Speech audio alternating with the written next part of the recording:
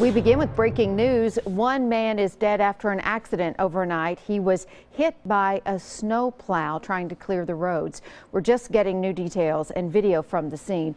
It happened near Iron City in the far southwest corner of Lawrence County along State Route 227 and McKinney Road. Now here's video courtesy WDXE radio, and you can see the squad cars in the pictures. Obviously the lights flashing at the scene. A slick patch of roadway, ice and snow, we're told. We also have a couple of photos we want to show you, and what we know is that a man in his mid-40s was walking alongside the road around 2:45 this morning when he was hit by a snowplow. We spoke with Bert Staggs with WDXE radio, who tells us that it appears to just be a horrible accident. THP confirms the plow driver apparently did not know that he hit the man, and it was snowing at the time. This would put the weather fatalities total for the state now at 31 for this recent storm. And Amy, once again, the snow will be affecting your drive into work possibly this morning, especially down in those southern areas. News Channel 5's Cuthbert Langley has been covering the weather from Murfreesboro all morning long. Cuthbert. Good morning. The snow stopped falling here in Murfreesboro around 4:30, but it definitely was a decent fall of that snow. We had some pretty large snowflakes falling down. Let's see what the amount looks like right now. I'll put my ruler here in the ground.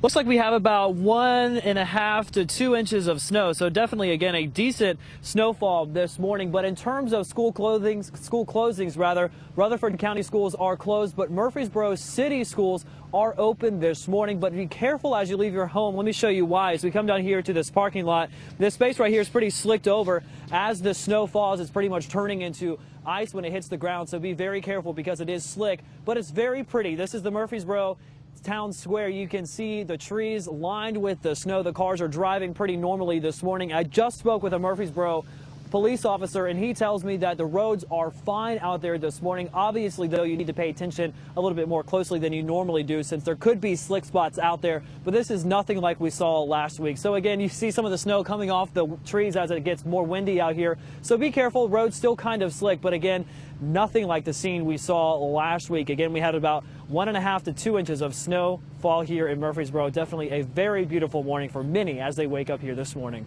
We're reporting from Murfreesboro. I'm Cuthbert Langley, News Channel 5 HD. And Cuthbert, thank you. Several other parts of the Mid-State also saw some of the white stuff. In Giles County, it was the first real snow without ice. So students at Martin Methodist College took the inch or so of fresh powder as a perfect excuse for a study break. I have 2 tests tomorrow, so I'm not. I should be studying, but snow comes first.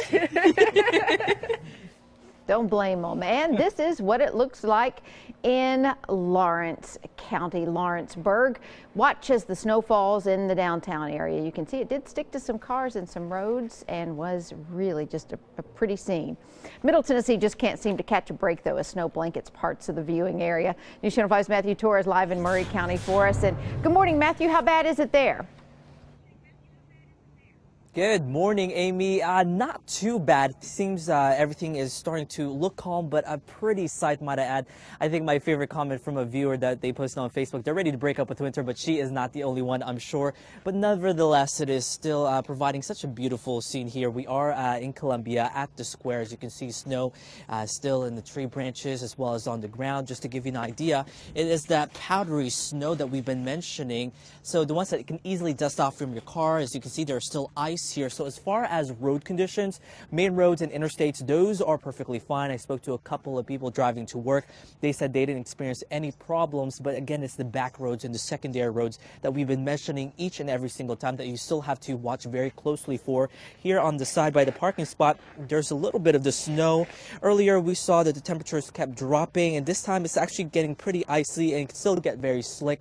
So no doubt, try to make sure you are still very careful. Just to remind people, Murray County schools are closed, so I'm sure a lot of kids are very excited to at least play with the snow since they're not too icy and they're not in such a severe, terrible conditions. For now, we're reporting live in Columbia. I'm Matthew Torres, News Channel 5 HD. All right, Matthew, thank you. The snow also complicates the efforts to get power back on to about 20,000 customers on the Upper Cumberland Plateau.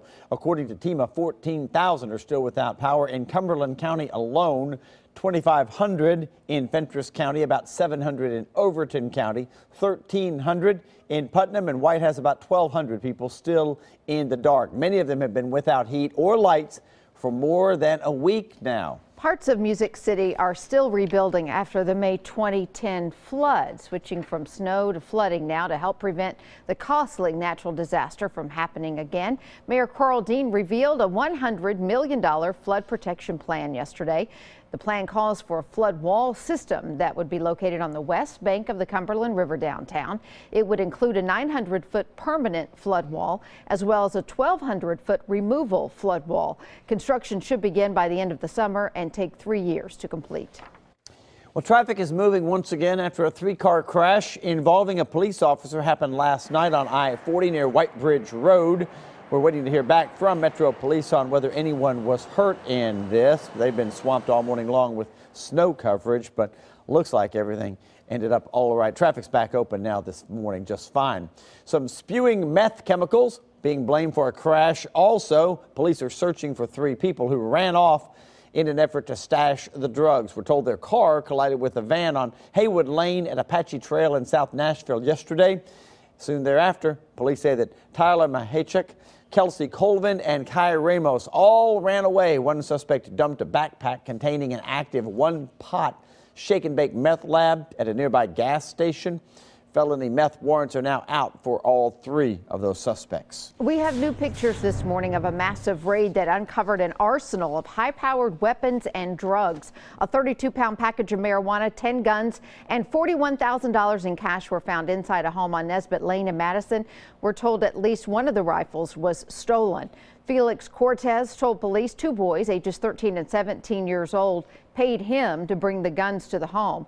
Cortez, Belinda Rodriguez, and the teens were arrested and are now facing charges. Several people were rescued from human trafficking after massage parlor raids in Franklin yesterday. Police raided the Oriental Massage Center, Capital Chinese Foot Spa Massage, and 4 apartments yesterday morning. We're told significant prostitution activity and other violations were all uncovered. 7 people were arrested, 6 of them seen right there. More charges are expected. 5 people were rescued. They are now being helped by the group that's known as End Slavery Tennessee.